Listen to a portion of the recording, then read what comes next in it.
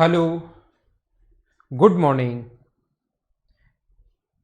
क्या वीडियो और साउंड एकदम ठीक है क्या? ऐसा मुझे बता दीजिए।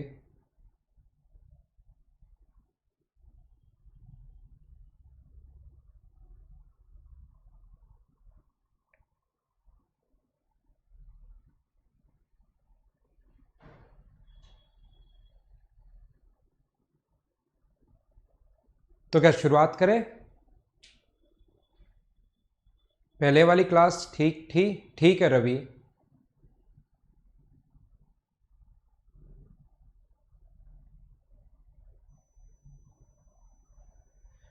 ऋषिकेश, उसके लिए तो अब यार 10 को एग्जाम है, उसके लिए तो पेपर सेट लगा सकते हो आप, अगर आपका 10+2 का है तो।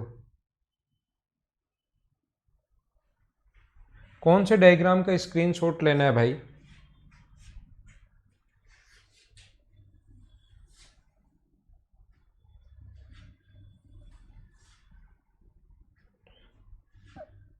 इस वाले डायग्राम का लेना है क्या?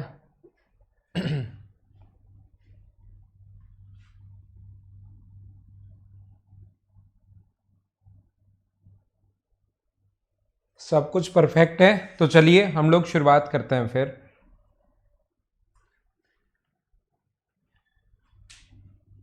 देखिए, हम लोग शुरुआत करते हैं। यहाँ पर अपने पास अगर कभी भी ऐसा है, अब हम लोग दो ट्रायंगल की बात करेंगे। एक ट्रायंगल अपने पास ए बी और सी है, देखना छोटी छोटी चीज़ें हैं, समझने की कोशिश करना सभी लोग। एक ट्रायंगल है ए बी और सी, और दूसरा ट्रायंगल है डी ई और एफ। एक ए बी सी है और दूसरा है डी ई और एफ। यदि अपने पास दो ट्रायंगल है, ए बी सी है और दूसरा डी ई एफ है, यदि इसमें छह चीजें होती हैं किसी भी ट्रायंगल में, तीन तो उसकी साइड्स होती हैं और तीन उसके एंगल होते हैं। अगर ए बराबर है डी के, पहले का एंगल, बी बराबर है ई के और सी बराबर है एफ के, सी बराबर है एंगल एफ के, साइड ए बी बराबर है डी ई के, साइड बी सी बराबर है ई एफ के, और साइड ए सी बराबर है डी एफ के। तो याद रखना, पहले ट्रायंगल के तीनों एंगल दूसरे ट्रायंगल के तीनों एंगल्स के साथ इक्वल हैं, और पहले ट्रायंगल की तीनों साइड दूसरे ट्रायंगल की तीनों साइड्स के साथ अगर इक्वल हैं तो दोनों के दोनों ट्रायंगल कॉन्ग्रेंट होंगे, दोनों त्रिभुज सर्वांगसम होंगे। और ये होता है सर्वांग समता का साइन, ए बी सी ये बराबर, और इसके ऊपर अगर ऐसे लगा दिया जाए तो एक कॉन्ग्रेंसी का साइन होता है, ये सर्वांग समता का साइन होता है।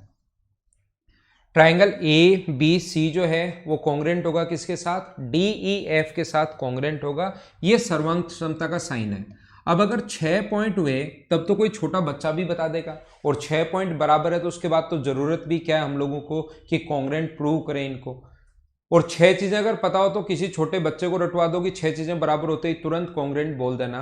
क्या छह से कम चीजें अगर अपने पास हो तो क्या अभी हम लोग बोल सकते हैं क्या कि दोनों के दोनों ट्रायंगल कॉन्ग्रेंट होंगे? याद रखना, हम लोग 5 से भी बता सकते हैं, 6 से तो बता ही सकते हैं, 4 से भी बता सकते हैं, लेकिन मिनिमम कितनी चीजें हमारे पास पता होनी चाहिए? 3। मिनिमम अगर 3 चीजें हमें पता हुई तो हम लोग बता पाएंगे कॉन्ग्रेंट हैं, और 3 चीजें अगर नहीं पता हुई, 3 से कम 2 से नहीं बता पाएंगे, 1 से भी कभी नहीं बता पाएंगे। मिनिमम कितनी चीजें पता होनी चाहिए हमें? 3 चीजें अगर बराबर हैं तो तुरंत हम लोग बोल देंगे कि दोनों के दोनों ट्रायंगल कॉन्ग्रेंट है। याद रखना, 3 चीजें पता होनी चाहिए। अब अगर मैं आपसे पूछूं कि ये ट्रायंगल है ए बी और सी, और दूसरा ट्रायंगल है डी ई एफ, अगर मैं आपसे पूछूं क्या मुझे ये बताइए, अगर एंगल ए बराबर है डी के, एंगल बी बराबर है ई के, 3 चीजें हमें पता है, और एंगल सी बराबर है एफ के, तो क्या दोनों के दोनों ट्रायंगल कॉन्ग्रेंट होंगे क्या? यदि 3 चीजें पता है, पहले के तीनों एंगल दूसरे के तीनों एंगल के साथ बराबर अगर हैं, तो बताइए दोनों के दोनों ट्रायंगल कॉन्ग्रेंट होंगे क्या? तो आप लोग मना करोगे कि सर दोनों के दोनों ट्रायंगल कॉन्ग्रेंट नहीं होंगे। अब बात है कि कॉन्ग्रेंट क्यों नहीं होंगे, सर्वांगसम क्यों नहीं होंगे, इस चीज पर हम लोग बात करते हैं। पहले पढ़ाने तो दो, उसके बाद ही तो डिफरेंस समझाऊंगा मैं। कॉन्ग्रुएंसी और सिमिलरिटी जब पढ़ाऊंगा ही नहीं तो डिफरेंस क्या समझाऊंगा। डिफरेंस तो तब हम लोग समझ पाते हैं ना कि जब कोई चीज़ हम लोग पढ़ लेते हैं और फिर इन दोनों में ये डिफरेंस है तभी तो बताऊंगा। अभी तो आपको पता ही नहीं कि होता क्या है, तो डिफरेंस क्या समझ में आएगा। तो पहले एक बार सैनी साहब पढ़ो आप। तो मैं क्या बता रहा था, दोनों के दोनों ट्रायंगल कॉन्ग्रुएंट क्यों नहीं होंगे। अब बात है कि कॉन्ग्रुएंट इसलिए नहीं होंगे, मुझे बताइए एक ट्रायंगल के एक एंगल है 50 डिग्री, एक एंगल है 60 डिग्री और एक एंगल है 70 डिग्री, तो क्या ऐसा कोई बड़ा ट्रायंगल नहीं बना सकते क्या जिसके एंगल हो 50 डिग्री, 60 डिग्री और 70 डिग्री? या इससे बड़ा हम लोग ट्रायंगल नहीं बना सकते क्या जिसके एंगल हो 50, 60 और 70? हाँ ना बताइए, क्या बना सकते हैं या नहीं बना सकते? तो आप लोग कहोगे सर जरूर बना सकते हैं, आसानी से बना सकते हैं हम लोग कि दोनों के दोनों ये दूसरा ट्रायंगल भी बना सकते हैं। कॉन्ग्रुएंसी या सर्वांग समता का मतलब होता है एक ट्रायंगल को उठाओ और दूसरे के ऊपर रखो तो दूसरा ट्रायंगल दिखाई नहीं देना चाहिए। कॉन्ग्रुएंसी या सर्वांग समता का मतलब एक ट्रायंगल को उठाओ और उसको दूसरे के ऊपर अगर रखो तो दूसरा ट्रायंगल दिखाई नहीं देना चाहिए। क्या यहां पर ऐसा हो रहा है क्या?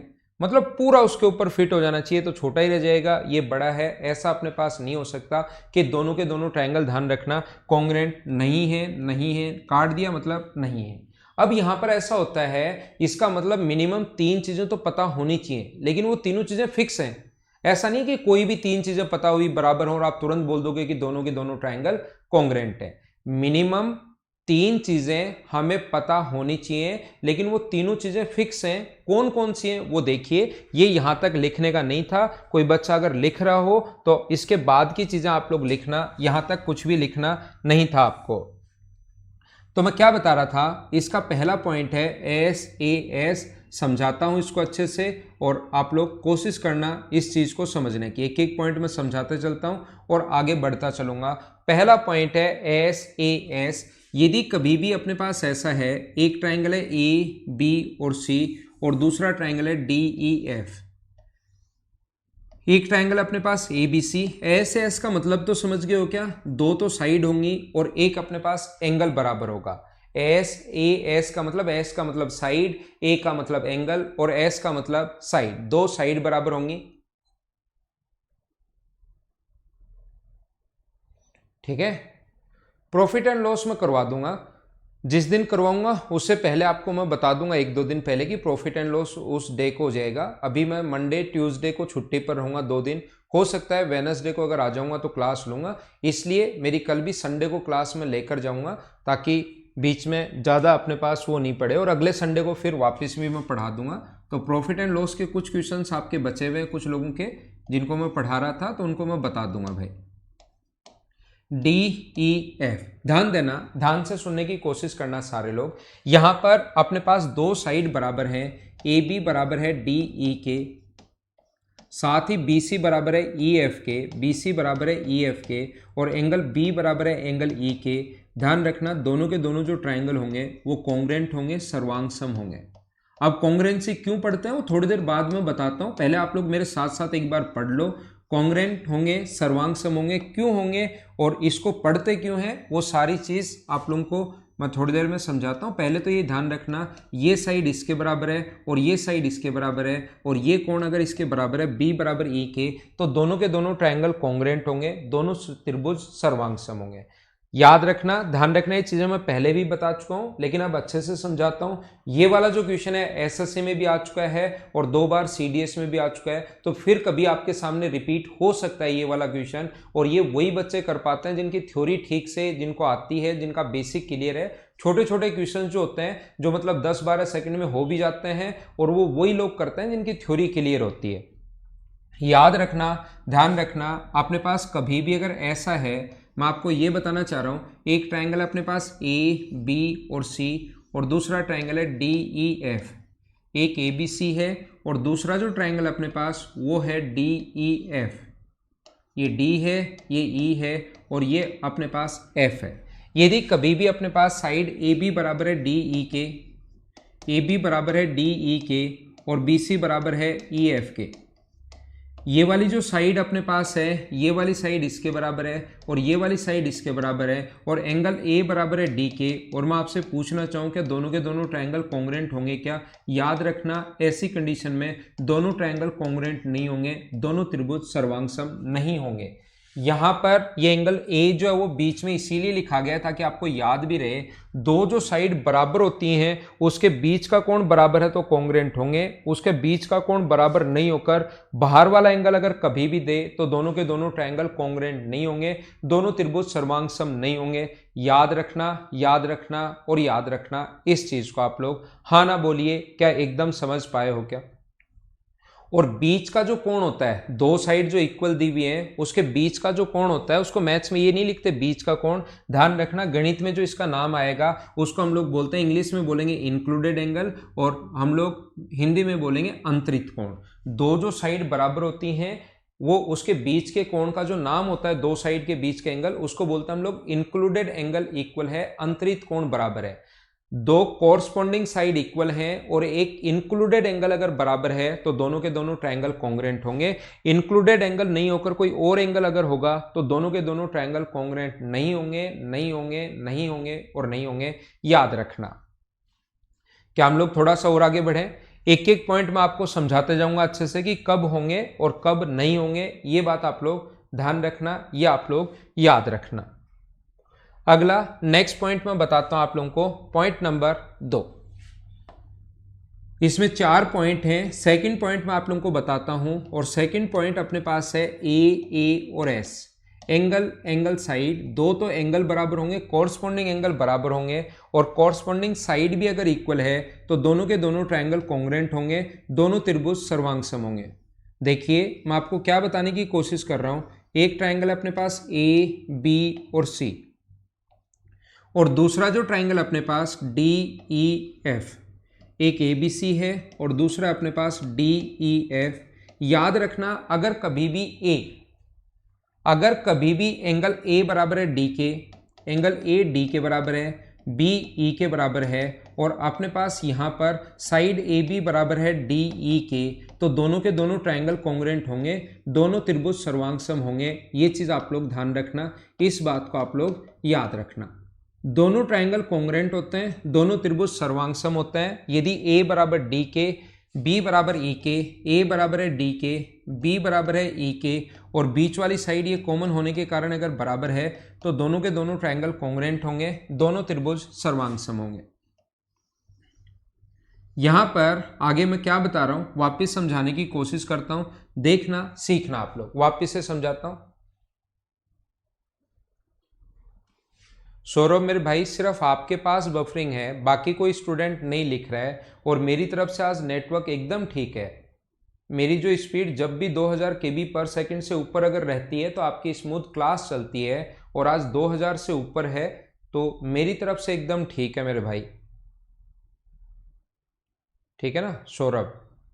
मेरी तरफ से नेटवर्क आज कोई इश्यू नहीं है, एकदम स्मूथ चल रही है। बाकी सभी की क्लास, बाकी स्टूडेंट कोई लिख भी नहीं रहा है ओनली आपके अलावा, और मेरे पास नेटवर्क ठीक है।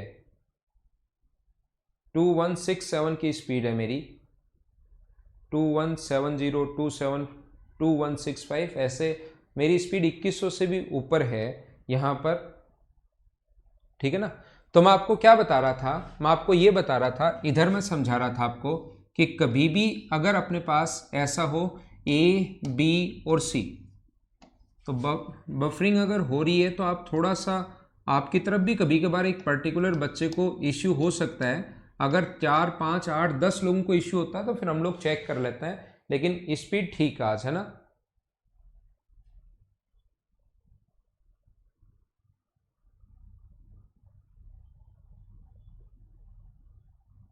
हाँ सुरेश, देखिए तो मैं आपको क्या कह रहा था, अगर अपने पास ऐसा कभी भी हो कि ये वाला एंगल अगर है ए बराबर है डी के और अपने पास ये वाला एंगल इसके बराबर है और ए बराबर है डी के और ई बी बराबर है ई के, और ये बीच वाली साइड नहीं देकर हमें बाहर वाली साइड दे दे बी सी बराबर है ई एफ के, तो मैं आपसे पूछना चाहता हूं क्या दोनों के दोनों ट्रायंगल कॉन्ग्रुएंट होंगे क्या? अब आप लोग मुझे बताइए। तो याद रखना अब की बार दोनों त्रिभुज सर्वांग होंगे, दोनों ट्रायंगल कॉन्ग्रुएंट होंगे। यहाँ पर बाहर वाली साइड भी इक्वल हमें दे सकता है, इसीलिए मैंने लिखा बीच वाली साइड हो बाहर वाली साइड हो, तो ये लिखने का तरीका भी इसीलिए ये होता है ताकि आपके दिमाग में आ जाए कि बीच में साइड एस ए एस, तो इसलिए लिखते हैं ताकि वहां पर दिमाग में बच्चे के रहे कि बीच वाला एंगल लेना है, और ए ए एस लिखने का मतलब ये है कि कोई सी भी साइड हो सकती है, बीच वाली साइड हो सकती है, बाहर वाली साइड हो सकती है, कोई सी भी साइड हो सकती है, ये मैं आप लोगों को बताने की कोशिश कर रहा हूं। तो यहां पर ध्यान रखना, ऐसा क्यों होता है, बात आती है कि ऐसा क्यों होता है सर।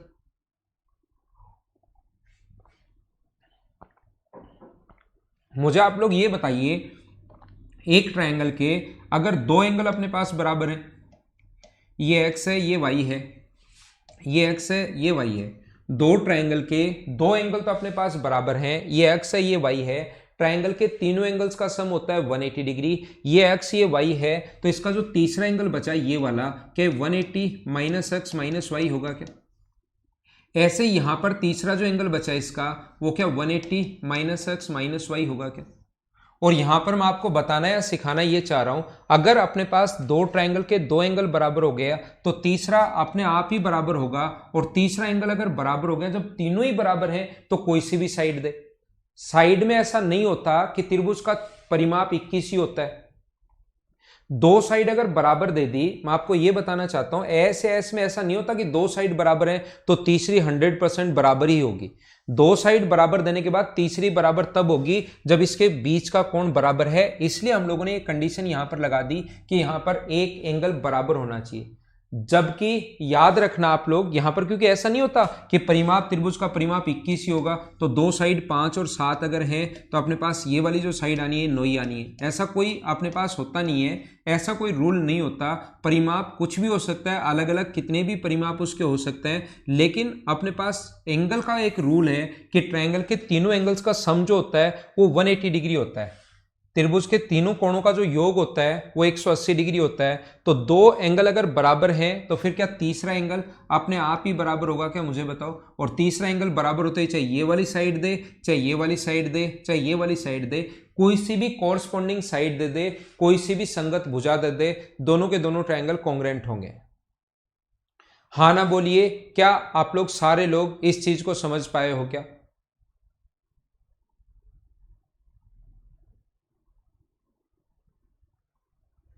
क्या हम लोग आगे चलें। याद रखना, अगर कभी भी अपने पास ऐसा है दो ट्रायंगल के दो कॉरस्पॉन्डिंग एंगल इक्वल हैं, और अब की बार इंक्लूडेड साइड, बीच की साइड नाम नहीं आएगा, संगत भुजा कॉरस्पॉन्डिंग साइड भी अगर इक्वल है तो दोनों के दोनों ट्रायंगल कॉन्ग्रुएंट होंगे, दोनों के दोनों त्रिभुज सर्वांगसम होंगे। याद रखना, याद रखना और याद रखना। क्या हम लोग आगे चलें। 3 नंबर पॉइंट पर हम लोग चलते हैं, पॉइंट नंबर 3 पर। तीसरा जो पॉइंट है इसमें वो है एस एस और एस। तीसरा जो पॉइंट है वो है S S S, side side side.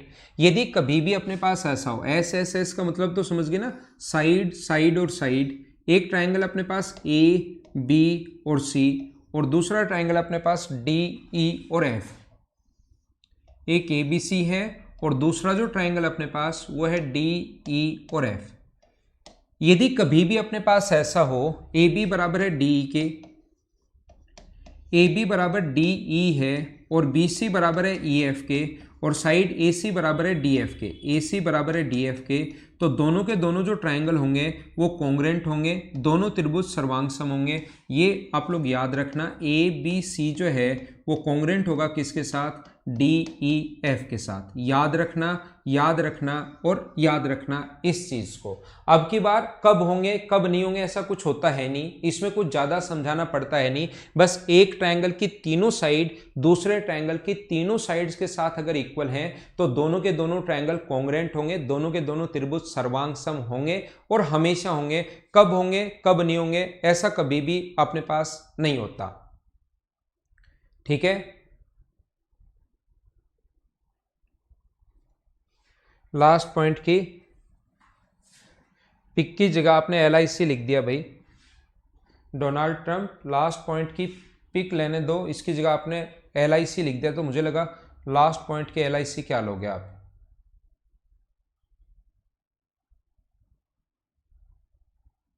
नहीं नहीं, आप समझे नहीं अनिल चौधरी, आप यहां पर थोड़ा सा ये नहीं समझे। मैं आपको ये बता रहा हूं, इस पॉइंट में दो एंगल दो ट्रायंगल के, तो आइसोसेलेस तो तब होगा ना जब ये दोनों इक्वल हो।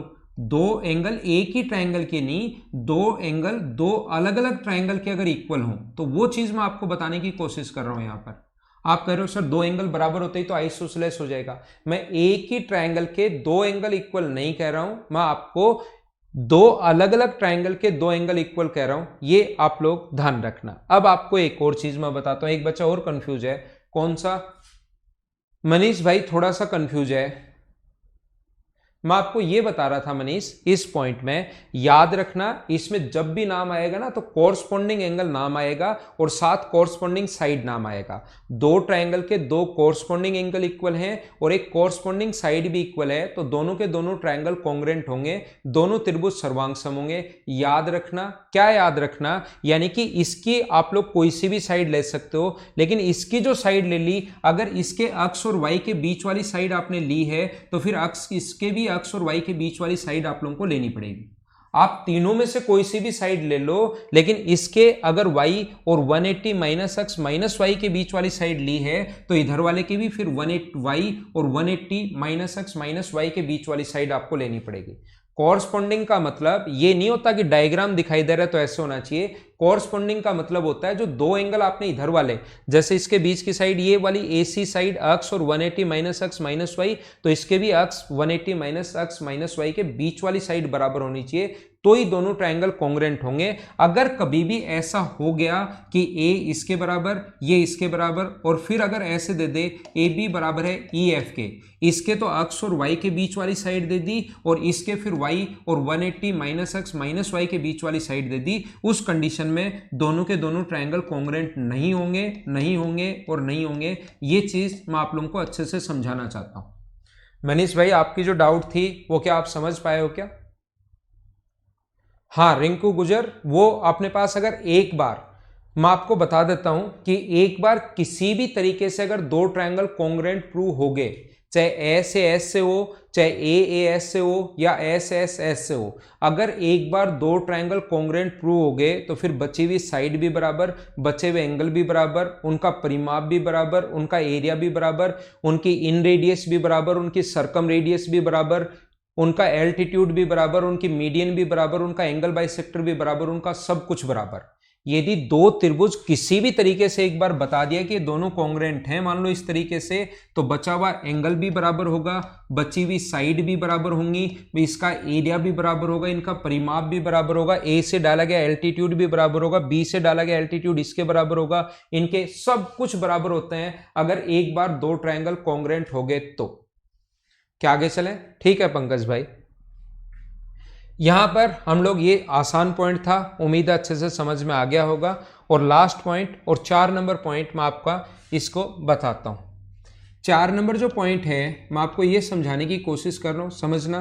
पॉइंट नंबर 4, यहां पर अपने पास ऐसा है, ये है अपने पास RHS, जैसे नाम से आपको पता है, R का मतलब राइट एंगल, H का मतलब हाइपोटेनस और S का मतलब साइड।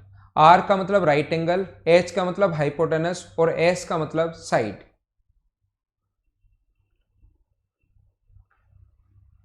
तो तीनों ही साइड बराबर होगी तो दोनों ट्रायंगल कॉन्ग्रुएंट तो होंगे ही। देखो मनीष, आप देखो, ध्यान दो, इसमें अगर ऐसा है A B और C और दूसरा D E F, ये नहीं समझा रहा हूं एक बार भाई, एक बच्चे ने क्वेश्चन पूछा, कंफ्यूज है, घर पर बैठा बैठा पूरे दिन परेशान होगा, ऑफलाइन में आए तो हो सकता है कि परेशान नहीं हो, लेकिन घर पर बैठा बैठा परेशान होगा, एग्जाम का टाइम है, तो उसको मैं बता देता हूँ। ये वाली साइड अगर इसके बराबर है, ये वाली साइड अगर इसके बराबर है, तो यही बात मैं बताने की कोशिश कर रहा हूँ कि कॉरस्पॉन्डिंग का मतलब ये नहीं होता कि डायग्राम बनाकर आपको समझ में आएगा। तो ये दोनों, ये वाली साइड इसके बराबर, ये वाली साइड इसके बराबर और ये वाली साइड इसके बराबर, तो दोनों ट्रायंगल कॉन्ग्रुएंट होंगे। कॉरस्पॉन्डिंग इससे समझ में नहीं आता, डायग्राम बन रहा है। कैसे लिखेंगे फिर हम लोग? दोनों ट्रायंगल कॉन्ग्रुएंट होंगे, ए बी सी जो है वो कॉन्ग्रुएंट होगा किसके साथ? ए बी साइड, यहां से शुरुआत कर लेंगे, ई एफ डी, और ये दोनों के दोनों ट्रायंगल कॉन्ग्रुएंट होंगे। तो तीनों साइड अगर बराबर हैं तो फिर कॉन्ग्रुएंसी हम लोग ऐसे ए बी सी, इसको डी एफ नहीं लिखकर ई एफ डी लिख देंगे, तो कॉन्ग्रुएंसी यहां से समझ में आती है लिखने से। डायग्राम ये इधर का इधर बन सकता है, इधर का इधर बन सकता है। कॉन्ग्रुएंसी हम लोग इसको बोलते हैं, इधर वाला पहला ए बी लिखा है तो इसकी साइड ई एफ के बराबर होनी चाहिए, इसकी साइड जो बी सी है वो इसकी साइड ई डी के बराबर होनी चाहिए, और इसकी बाहर वाली साइड ए सी जो है इसकी साइड ई डी के बराबर होनी चाहिए। ये बात मैं आपको समझाने की कोशिश कर रहा हूं। देखिए अब मैं पढ़ाता हूं RHS आप लोगों को। RHS के बारे में मैं आपको बताता हूं, ये समझाने की कोशिश करता हूं। अगर कभी भी अपने पास ऐसा हो, एक ट्रायंगल में एक तो राइट एंगल हो, एक तो अपने पास राइट एंगल हो, और अपने पास यहां पर मतलब दोनों समकोण त्रिभुज हो और दोनों के हाइपोटेनस बराबर हो, डी ई एफ। ये अपने पास एक एंगल तो है जो बी बराबर ई बराबर राइट एंगल यानी 90 डिग्री, एक तो अपने पास 90 डिग्री का कोण हो, बी बराबर ई बराबर राइट एंगल हो और दोनों के हाइपोटेनस बराबर हो। ए सी बराबर हो किसके, डी एफ के। दोनों के हाइपोटेनस जो है ए सी बराबर है डी एफ के, और बची भी एक साइड, एक तो राइट एंगल है, एक हाइपोटेनस है, और बची भी एक साइड अगर बराबर है, ए बी बराबर है डी ई के। कोई सी भी साइड हो सकती है, ध्यान रखना, एक तो राइट एंगल होगा, एक हाइपोटेनस होगा, बची हुई में से कोई सी भी साइड हो सकती है, तो दोनों के दोनों ट्रायंगल कॉन्ग्रुएंट होंगे, ध्यान रखना। जब मैं ऑफलाइन पढ़ाता हूं तो बहुत सारे स्टूडेंट जो क्वेश्चन मुझसे पूछते हैं उनका रिप्लाई मैं आपको करता हूं। हो सकता है घर पर बैठे बैठे आपके दिमाग में भी वो क्वेश्चन बन रहे हो। तो जो बच्चा मुझसे क्वेश्चन पूछता है वो कौन कौन से क्वेश्चन होते हैं देखना। पहला, वो बच्चा पूछता है कि सर मुझे ये बताओ कि ये नहीं दे, हाइपोटेनस बराबर नहीं दे, ये वाली साइड इसके बराबर दे दे और ये वाली साइड इसके बराबर दे दे, तो बताओ दोनों ट्रायंगल कॉन्ग्रुएंट होंगे क्या? तो मैं बोलता हूं 100% होंगे। एस ए एस है तो एंगल ही, 90 डिग्री हुआ तो क्या हुआ, है तो एंगल ही ना। तो यहां से एस ए एस, तो मैं बोलता हूं हाँ दोनों के दोनों ट्रायंगल कॉन्ग्रुएंट होंगे, पहला क्वेश्चन। दूसरा, मैं अगर आगे आप लोगों को समझाना चाहूं यहां पर ऐसा क्यों होता है, आपको लगेगा कि ऐसा होता क्यों है, ध्यान रखना। मुझे बताइए 90 डिग्री का कोण अच्छी बात है, लेकिन है तो क्या एंगल ही क्या? राइट एंगल में उस चीज को हम लोग हाइपोटेनस बोलना शुरू कर देते हैं, समकोण में हाइपोटेनस बोलना शुरू कर देते हैं, कर्ण बोलना शुरू कर देते हैं, लेकिन मुझे बताइए है तो क्या साइड ही क्या? अगर बात करें तो है तो अपने पास साइड ही, और एक साइड बराबर, तो मुझे बताइए दो तो साइड बराबर हो गई और एक अपने पास एंगल बराबर हो गया, तो क्या एस ए एस ही नहीं लग गया है क्या? और जब एस ए एस ही लग गया तो फिर इसको अलग से क्यों बताया? दो अपने पास साइड बराबर और एक एंगल बराबर, जब एस दो साइड और एक एंगल बराबर, एस ए एस ही लग गया तो फिर अलग से क्यों बताया? याद रखना एस ए एस में नोट लगवाकर लिखवा दिया है मैंने, नोट लगवा के लिख लेना वहां पर एस ए एस में कि इंक्लूडेड एंगल होना चाहिए, अंतरित कोण होना चाहिए।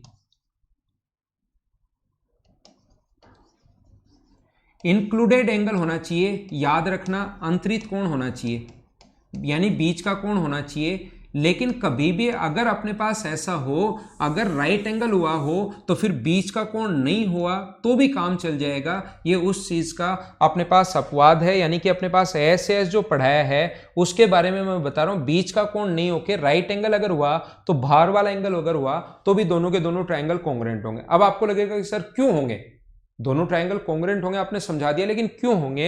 देखो, बीच वाला एंगल होना जरूरी क्यों नहीं है? ये साइड x है, ये y है, अगर दो साइड बराबर दे और ये वाला कोण दे तो पाइथागोरस थ्योरम से ये वाली साइड क्या x square minus Y square होगी क्या? पाइथागोरस थ्योरम से ये वाली जो साइड होगी वो क्या अपने पास x square minus Y square होगी क्या?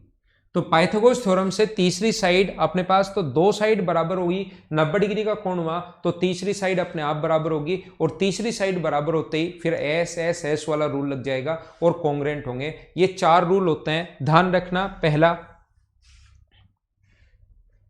फर्स्ट जो है अपने पास उम्मीद है याद हो गया होगा, अब एस ए एस होता है। दूसरा जो रूल होता है वो अपने पास है ए एस। तीसरा जो रूल है वो है एस एस एस, और चौथा जो रूल है वो अपने पास है आर एच एस। चौथा जो पॉइंट है वो अपने पास है कौन सा, आर एच एस। इसमें याद रखना इंक्लूडेड एंगल होना चाहिए, इसमें कोई सी भी साइड हो सकती है, एस एस एस की कोई प्रॉब्लम है नहीं, तीनों साइड इक्वल, और आर एच एस तो राइट एंगल, हाइपोटेनस और साइड, ये लगता है राइट एंगल ट्रायंगल में, ठीक है ना। ए बी बराबर ई एफ हो, ए बी बराबर ई एफ, हाँ तो भी कॉन्ग्रुएंट होंगे, बस लिखने का तरीका चेंज हो जाएगा। बाकी ये वाली साइड अगर इसके बराबर अगर आ जाए तो फिर भी कॉन्ग्रुएंट होंगे, फिर ये अगर इसके बराबर है, बस लिखने का तरीका चेंज होगा, ऐसे नहीं लिख सकते, ये डी एफ का लिखने का तरीका चेंज हो जाएगा, बाकी कॉन्ग्रुएंट होंगे होंगे होंगे और होंगे। अगर ये वाली साइड इसके बराबर हो तो भी कॉन्ग्रुएंट होंगे, लिखने का तरीका चेंज हो जाएगा।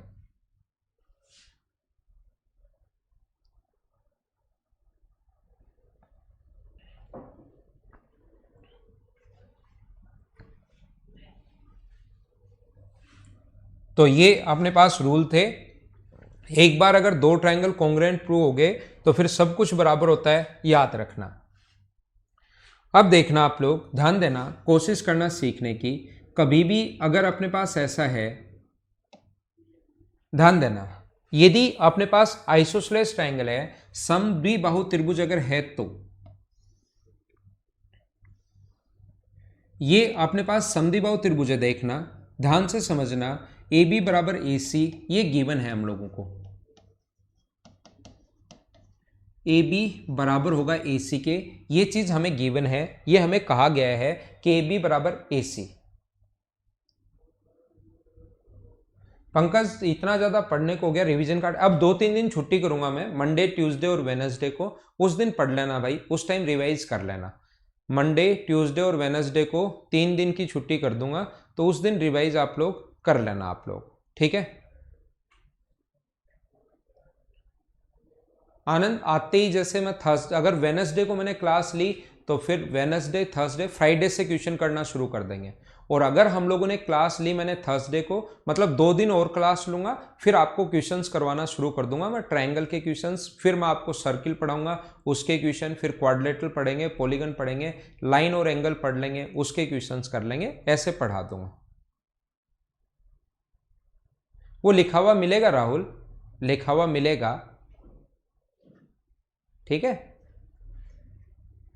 यदि अपने पास ए बी बराबर है ए सी के, तो देखना आप लोग, मुझे ये बताइए आप लोग, यहां से अगर मैं एल्टीट्यूड डाल देता हूं, यहां से अगर मैं एल्टीट्यूड डाल देता हूं, यहां पर देखना, कोशिश करना समझने की। अगर मैंने एल्टीट्यूड डाल दिया तो इधर वाले ट्रायंगल में और इधर वाले ट्रायंगल में क्या एक तो राइट एंगल हो गया क्या? एक हाइपोटेनस दोनों की बराबर है। क्यों बराबर है? क्योंकि गिवन है हम लोगों को, और ये साइड कॉमन होने के कारण बराबर है दोनों ट्रायंगल में। तो मुझे बताओ आरएचएस से क्या दोनों के दोनों ट्रायंगल कॉन्ग्रुएंट हो गए क्या? मुझे बताइए आरएचएस से क्या दोनों के दोनों ट्रायंगल कॉन्ग्रुएंट हो गए क्या?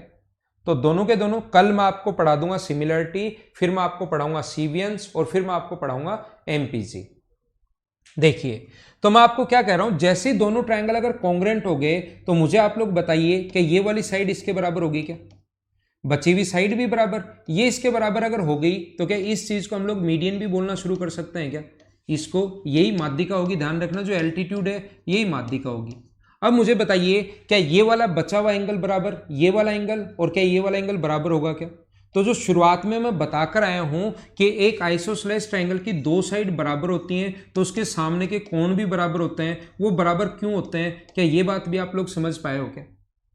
उसके सामने के कोण भी बराबर होते हैं, तो अपने पास ये एंगल आइसोसेलेस ट्रायंगल में दो एंगल बराबर क्यों होते हैं, क्या यहां से बात समझ पाए हो क्या? और मैं ये भी बताना चाह रहा हूं, ये एंगल इसके बराबर अगर होगा तो मुझे बताइए ये भी एक्स होगा और ये भी एक्स होगा, तो क्या इसी लाइन को हम लोग एंगल बाइसेक्टर भी बोल सकते हैं क्या? ये लाइन इसके बराबर होगी तो इसको मीडियन भी बोल सकते हैं, ये इसके बराबर होगी तो इसका दूसरा जो नाम होता है वो एंगल बाइसेक्टर भी इसको हम लोग बोल सकते हैं, कोण समद्विभाजक भी बोल सकते हैं। देखो, मैं आपको क्या बताने की कोशिश कर रहा हूं, पहले एक लाइन आप कोई सी भी खींच लो जो मन करे आपका, पहले एक लाइन आप लोग कोई सी भी ड्रॉ कर लीजिए। मान लो यहां से आपने मीडियन डाल दी, देखना आइसोसेलेस ट्रायंगल में मैं आपको बताना चाह रहा हूं कि मान लीजिए एक आइसोसेलेस ट्रायंगल में ए बी बराबर ए सी, ये दोनों बराबर हैं और अपने पास गिवन है, और यहां से क्या क्या आपने मीडियन खींच दी। यहां पर मुझे बताइए मीडियन क्या सामने वाले साइड के मिड पॉइंट पर जाकर मिलेगी क्या? आप कहोगे एकदम ठीक है। तो जो दो ट्रायंगल बनेंगे आइसोसेलेस ट्रायंगल में, चाहे आप लोग मीडियन खींच दो चाहे एल्टीट्यूड डाल दो, तो जो दो ट्रायंगल बनेंगे वो दोनों के दोनों हमेशा कॉन्ग्रुएंट क्यों होते हैं? क्योंकि अपने पास ये वाला साइड इसके बराबर, क्यों? क्योंकि मीडियन है। ये वाली साइड इसके बराबर, क्यों? क्योंकि गिवन है, आइसोसेलेस है। और ये वाली जो साइड होगी बीच वाली, ये कॉमन होने के कारण बराबर होगी। तो क्या दोनों के दोनों ट्रायंगल कॉन्ग्रुएंट हो गए क्या? और जैसे ही दोनों त्रिभुज सर्वांग सम होंगे, बचा हुआ सब कुछ बराबर, तो साइड तो तीनों इसने बराबर दे दी। और एस एस एस से अगर आप लोग कॉन्ग्रुएंट होंगे तो ये एंगल इसके बराबर होगा। और एक स्ट्रेट लाइन पर बना एंगल कितने डिग्री होता है बताओ? एक स्ट्रेट लाइन पर बना हुआ जो एंगल होता है वो कितने डिग्री होता है? तो आप लोग कहोगे 180 डिग्री होता है। और दोनों तरफ बराबर बराबर, तो इधर भी 90 डिग्री होगा और इधर भी 90 डिग्री होगा। हाँ ना बोलिए, क्या एकदम ठीक है क्या? एक राइट एंगल ट्रायंगल में अपने पास ये जो होता है दोनों एंगल बराबर 180 है स्ट्रेट लाइन पर, तो इधर भी बराबर इधर भी बराबर, तो इस चीज को मीडियन तो हमने खुद ने पहले बनाया था, और इसी चीज को क्या एल्टीट्यूड भी बोल सकता हूं क्या मैं?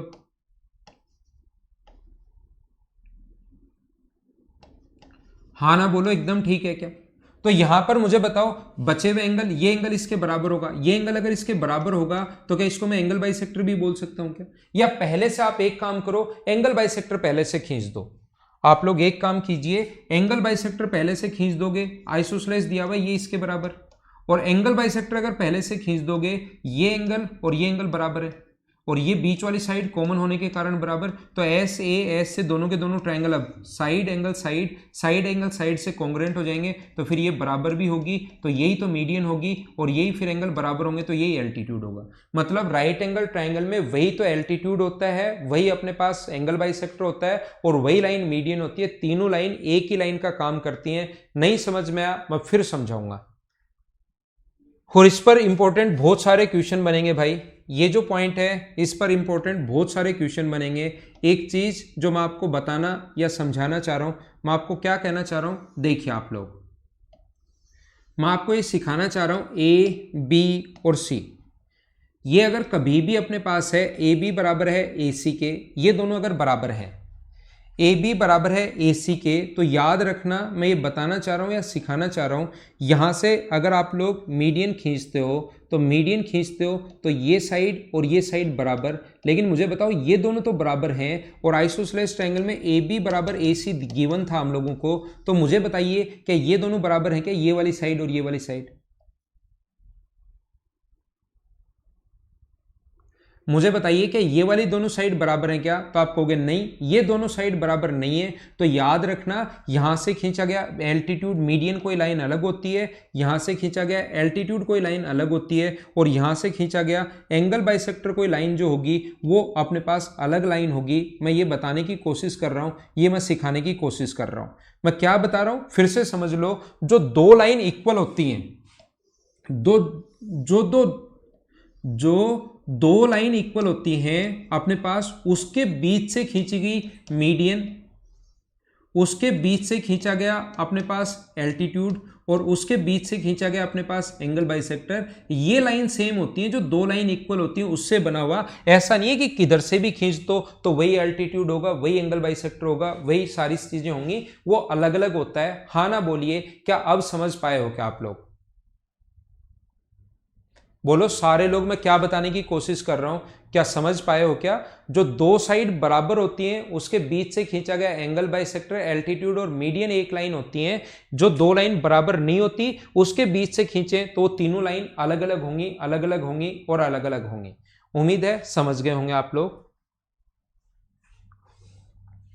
यहां पर मैं आपको क्या सिखा रहा हूं, देखिए, कोशिश करना सीखने की। अगर अपने पास इक्विलेटरल ट्रायंगल है, समबाहु त्रिभुज है, अब मैं आपको समबाहु त्रिभुज बना रहा हूं, तो मुझे आप लोग ये बताइए, समबाहु त्रिभुज में अपने पास यहां पर तीनों साइड ही बराबर होती है, और तीनों साइड अगर बराबर होंगी तो मुझे बताओ यहां से खींचेगी मीडियन, यहां से खींचेगी, अपने पास तीनों साइड ही बराबर हैं, तो मैं ये पूछना चाह रहा हूं आपसे, यहां से खींचेगी मीडियन, मुझे बताना आप लोग, यहां से तीनों ही साइड बराबर अगर हैं और यहां से खींचा गया एंगल बाइसेक्टर।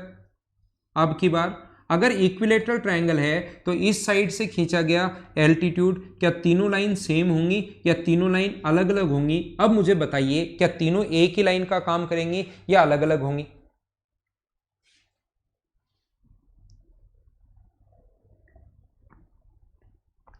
जो दो लाइन बराबर हैं उसके बीच से खींचेगी मीडियन, उसके बीच से खींचा गया एंगल बाइसेक्टर, और उसके बीच से खींचा गया सार मतलब एल्टीट्यूड। तीनों ही अगर एक होते हैं तो इक्विलेटर में तो तीनों ही बराबर होते हैं, आप कहोगे एक ही लाइन का काम करेगी। यहां से मुझे बताइए, यहां से खींचेगी मीडियन या एल्टीट्यूड, यहां से खींचेगी मीडियन और यहां से खींचा गया एंगल बाइसेक्टर, तीनों एक ही लाइन का काम करेंगी या अलग अलग लाइन का काम करेंगी? मुझे बताओ, क्योंकि ये दोनों भी बराबर हैं तो आप कहोगे एक ही लाइन का काम करेंगी। और यहां से अगर मैं आपसे पूछना चाहूं, यहां से खींचा गया एंगल बाइसेक्टर, यहां से खींचा गया अपने पास एल्टीट्यूड, यहां से खींचा गया एल्टीट्यूड, और यहां से खींची गई अपने पास मीडियन। क्या तीनों अलग अलग होंगे या सेम होंगे? अब आप कहोगे सर सेम होंगे, तो अगर मैं आपसे पूछना चाहूं जब लाइन ही सेम होती हैं तो इन जो एंगल बाइसेक्टर है वो मिलकर क्या बनाएंगे? तो आप कहोगे इन सेंटर। साइड परपेंड जो अपने पास एल्टीट्यूड है वो बनाएंगे ऑर्थो सेंटर। जो अपने पास यहां पर ये जो होता है मीडियन, वो क्या बनाएंगे? Gravity centre. और क्या यही लाइन साइड परपेंडिकुलर बाइसेक्टर का काम करेगी क्या? ये मिड पॉइंट भी है और इस पर 90 डिग्री का कोण भी है, मिड पॉइंट भी है, 90 डिग्री का कोण है, तो यही पॉइंट जो काम करेगा वो पॉइंट काम करेगा किसका? और सरकम सेंटर का। तो एक इक्विलेटरल ट्रायंगल में चारों पॉइंट एक ही पॉइंट पर क्यों बनते हैं? चारों सेंटर्स एक ही बिंदु पर क्यों बनते हैं? क्या हाँ ना बताइए, सारे लोग अच्छे से समझ पाए हो क्या? इसीलिए मैंने ये चीज आप लोगों को नहीं समझाई, मुझे आप लोग पहले नहीं बताया था मैंने, ताकि जहां पर मैं अच्छे से समझा सकूं, ताकि ये पता लग जाए कि कौन सा सेंटर कहां पर कैसे बनता है। बोलिए एकदम ठीक है क्या? एक बार मुझे बताओ, उसके बाद मैं आगे बढ़ता हूं। चारों सेंटर्स एक ही पॉइंट पर बनते हैं, एक ही पॉइंट पर बनते हैं, और एक ही पॉइंट पर बनते हैं इक्विलेटरल ट्रायंगल के अंदर, समबाहु त्रिभुज के अंदर।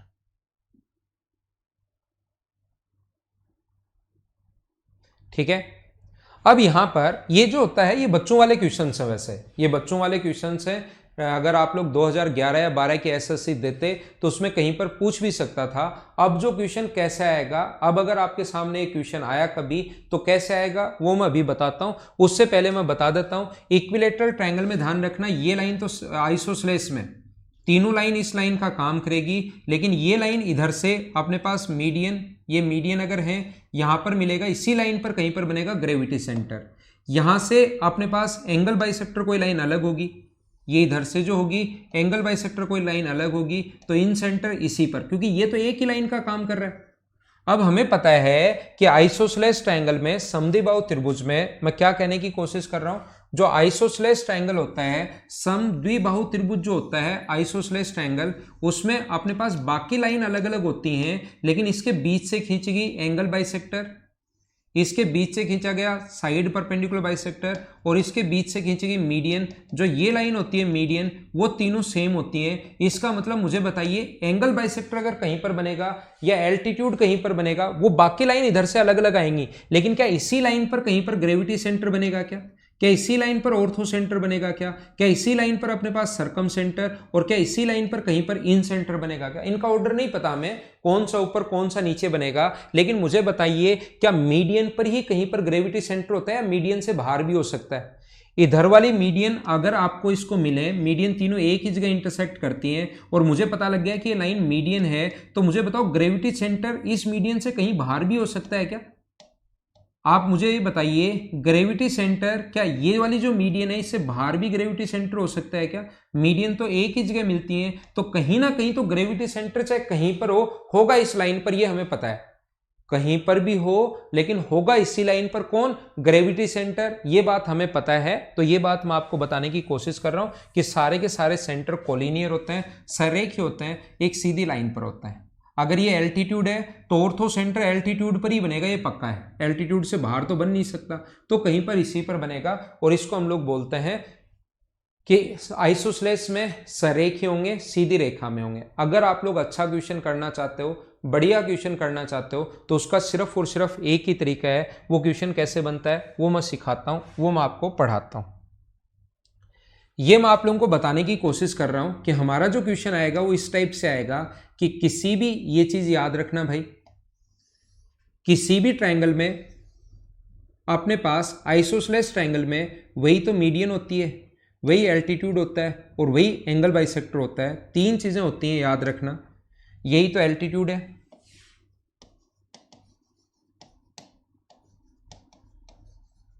यही एंगल बाइसेक्टर है, और यही अपने पास मीडियन है, यही तो माध्यिका है, यही कोण समद्विभाजक है, और यही लाइन अपने पास, यही लाइन अपने पास शीर्षलंब है। याद रखना, क्या याद रखना है कि इंपॉर्टेंट बात मैं बता रहा हूं, इंपॉर्टेंट लगा रहा हूं, फिर भी बहुत सारे लोग भूलेंगे, क्वेश्चन करवाते टाइम वापस भी मैं बताऊंगा।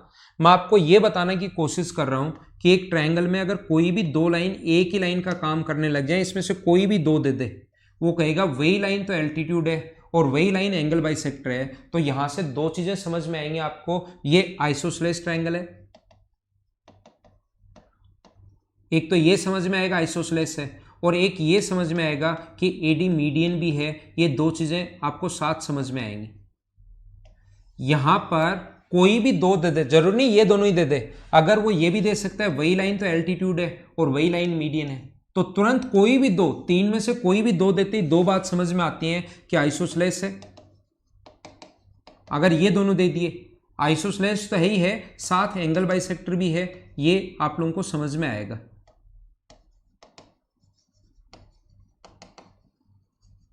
कोई सा भी दो दे सकता है, मैं कह रहा हूं कि यही तो लाइन किसी ट्रायंगल में कहेगा ये लाइन मीडियन भी है, ये एक ट्रायंगल है ABC, ये लाइन मीडियन भी है और यही लाइन एंगल बाइसेक्टर भी है। एंगल बाइसेक्टर को AB में लिख रहा हूं मैं, यही लाइन एंगल बाइसेक्टर भी है, ये लाइन मीडियन भी है, ये लाइन एंगल बाइसेक्टर भी है। तो दो चीजें समझ में आएंगी, क्या ये आइसोसेलेस है, आपके दिमाग में दो यहां से डेटा जाने चाहिए, आइसोसेलेस है और दूसरा AD जो है वो एल्टीट्यूड है। ये दो डेटा आपके दिमाग में जाएंगे।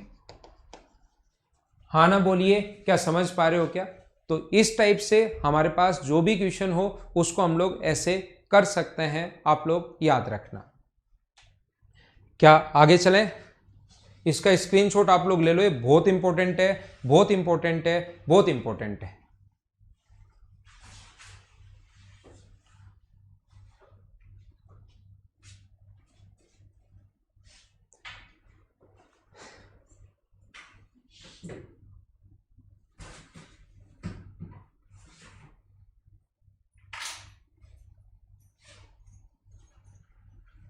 नहीं नहीं सुशील, ऊपर नीचे होने का कोई भी फंडा नहीं है इनका।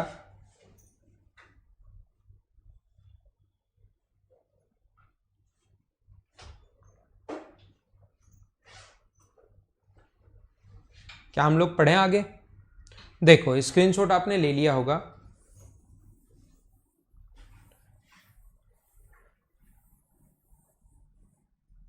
देखिए ध्यान देना, आप लोग सुनने की कोशिश करना, मैं आपको समझाता हूं वापस से। देखना, अपने पास अगर कभी भी ऐसा हो, एक ट्रायंगल है अपने पास, ध्यान देना, अब मैं आगे पढ़ाता हूं। एक ट्रायंगल अपने पास AB और C, और दूसरा ट्रायंगल अपने पास DE और F। ABC है और दूसरा है DE और F। यदि A बराबर है D के, मैं आपसे पूछ रहा हूं, देखना ध्यान देना, यदि B बराबर है E के और C बराबर है F के, तो मुझे बताओ दोनों के दोनों ट्रायंगल क्या कॉन्ग्रुएंट होंगे क्या? यदि तीनों एंगल बराबर हैं तो दोनों के दोनों ट्रायंगल कॉन्ग्रुएंट होंगे या नहीं होंगे, एक बार बताओ मुझे। आप लोग लिखकर बताइए कि कॉन्ग्रुएंट होंगे या नहीं होंगे। तो आप लोग कहोगे तीनों एंगल अगर बराबर हैं,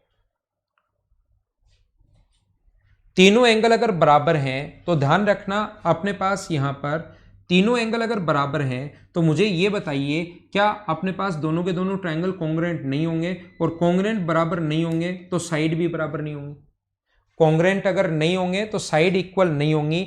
ये बात आप लोग ध्यान रखना, इस चीज को आप लोग याद रखना।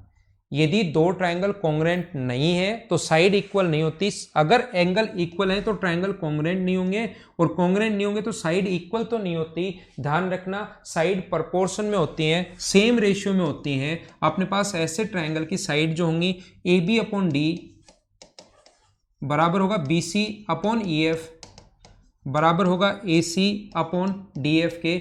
दोनों जो ट्रायंगल होंगे दोनों के दोनों, ध्यान रखना, अपने पास ये भुजाएं जो हैं वो समान अनुपात में होंगी, और इस चीज को हम लोग बोलते हैं सिमिलर ट्रायंगल। तो अब आप लोगों को मैं पढ़ा रहा हूं सिमिलरिटी या समरूपता, और ये ज्यादा इंपॉर्टेंट है। थोड़ी सी आज इसके रूल इंपॉर्टेंट नहीं है, जो इसको हम लोग अप्लाई करेंगे वो बहुत ज्यादा इंपॉर्टेंट है।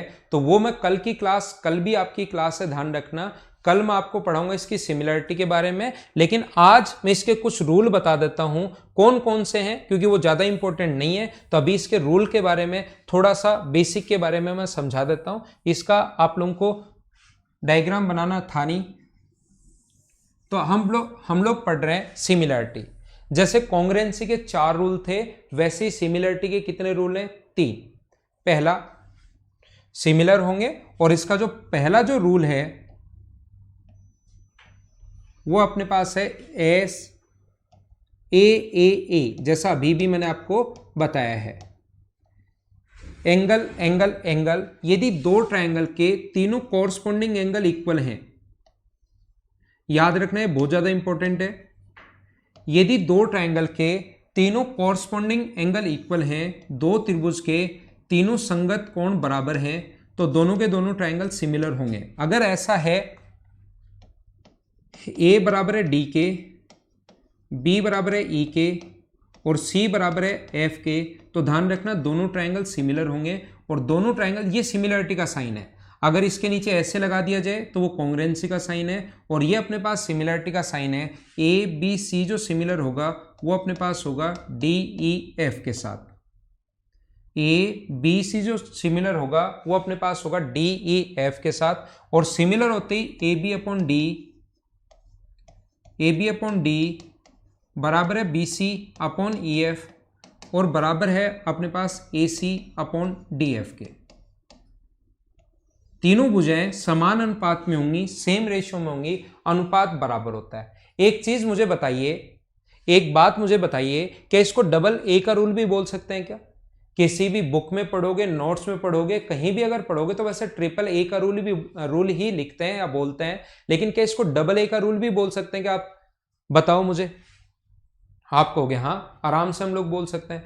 क्यों बोल सकते हैं? क्योंकि 2 ट्रायंगल के 2 एंगल बराबर होते ही क्या तीसरा अपने आप ही बराबर होगा क्या? थोड़ी देर पहले समझाया था, 2 ट्रायंगल के 2 एंगल बराबर होते ही तीसरा अपने आप ही बराबर होगा, तो दोनों के दोनों ट्रायंगल सिमिलर होंगे। ये बात आप लोग ध्यान रखना, पहला पॉइंट। इसमें यह है, पहले तीनों एंगल इक्वल होंगे तो दोनों ट्रायंगल सिमिलर होंगे, और दोनों ट्रायंगल सिमिलर होंगे तो तीसरा यह कि भुजाएं समान अनुपात में होंगी। इन दोनों में यही डिफरेंस है। जैसे दूसरा जो है, दूसरा पॉइंट है एस एस एस, क्या वहां भी था क्या? मुझे बताओ। एस एस एस जो था वो मुझे बताइए, क्या कॉन्ग्रुएंसी में भी था क्या?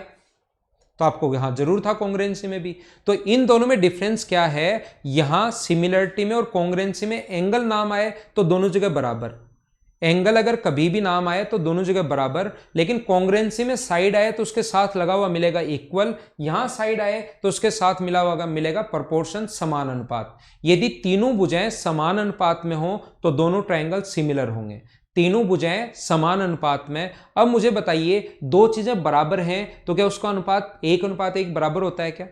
तो इसीलिए सिमिलर ट्रायंगल कभी भी कॉन्ग्रुएंट नहीं होते, क्योंकि इसमें अनुपात बराबर होता है और कॉन्ग्रुएंसी में बराबर होता है। भुजाएं जो हैं वो बराबर होती है, इक्वल होती है, रेशियो नहीं होना चाहिए। लेकिन सिमिलर ट्रायंगल तो कॉन्ग्रुएंट होंगे, कॉन्ग्रुएंट नहीं। कॉन्ग्रुएंट ट्रायंगल हमेशा सिमिलर होते हैं, लेकिन सिमिलर ट्रायंगल कॉन्ग्रुएंट नहीं होते। ये बात आप लोग ध्यान रखना। मैं क्या बता रहा हूं, थोड़ा एक्सप्लेन करता हूं, हो सकता है आप थोड़ा सा कंफ्यूज हो गए हो मेरे बोलते बोलते। ये अपने पास 4 है, ये 4 है, ये 3 है, ये 3 है, ये 5 है, ये 5 है। तो ध्यान रखना, अपने पास यहां पर 4/4 या 3/3 और 5/5। तो जब तीनों भुजाएं समान अनुपात में समान अगर होती हैं तो ये तो सिमिलरिटी की कंडीशन भी अपने पास फॉलो करती हैं। 1 1 और 1 तीनों का रेशियो भी समान हो गया, तो ये कॉन्ग्रुएंट भी हैं और ये सिमिलर भी हैं। लेकिन जब सिमिलर होती हैं तो उनकी साइड इक्वल नहीं होती। जैसे ये 2 है, ये 4 है, ये 3 है, ये 6 है, और ये अपने पास मान लो यहाँ पर 2.5 है, और ये अपने पास कितना है 5 है। तो फिर ये डबल होता है 2/4, इक्वल नहीं होती इसमें साइड, अनुपात सेम होता है 3/6 और 2.5/5। तो ये आ गया 1/2, ये भी आ गया 1/2 और ये भी आ गया 1/2, इसीलिए ये सिमिलर है। तो सिमिलर ट्रायंगल तो ध्यान रखना कॉन्ग्रुएंट नहीं होते, सिमिलर ट्रायंगल कभी भी कॉन्ग्रुएंट नहीं होते। लेकिन जो कॉन्ग्रुएंट होते हैं, साइड अगर इक्वल हैं तो उसको हम लोग सिमिलर भी बोल सकते हैं, याद रखना आप लोग। तो इसका दूसरा जो पॉइंट है, अब की बार अगर आप लोग लिखना चाहो कोई भी स्टूडेंट, तो अब की बार 1 नंबर पर ये लिखोगे, 2 नंबर पर लिखोगे सिमिलर होंगे, और सिमिलर होंगे तो अब उल्टा करना है, बस 3 नंबर पर अपने पास ये इक्वल होगा।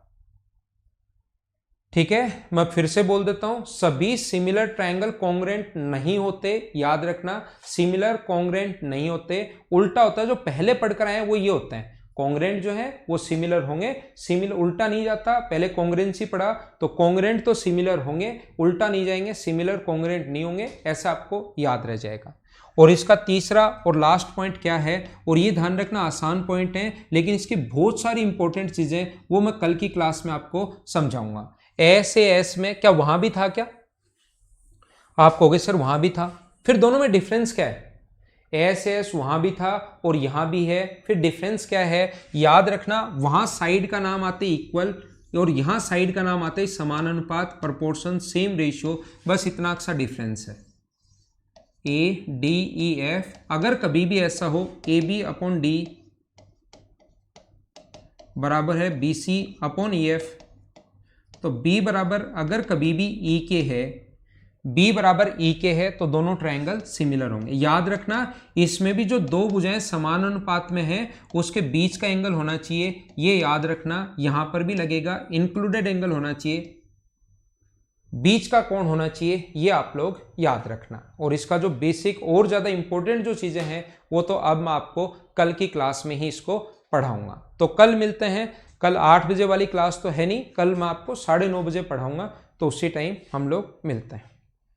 Okay, thank you, bye bye, take care. घर के अंदर रहना और पढ़ाई आप लोग करते रहना।